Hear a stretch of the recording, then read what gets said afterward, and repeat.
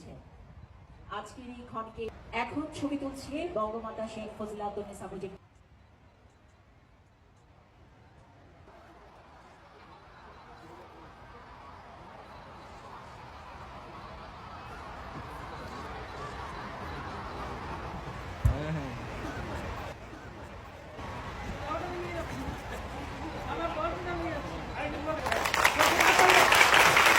সম্মানিত সুধীমণ্ডলী, আপনারা দেখতে পেয়েছেন আজকের অনুষ্ঠানের ক্ষুদে শিক্ষার্থীবৃন্দের সাথে এই ক্ষণটি স্মরণীয় করে রেখেছেন আমাদের আজকের অনুষ্ঠানের প্রধান অতিথি মাননীয় প্রধানমন্ত্রী শেখ হাসিনা এমপি।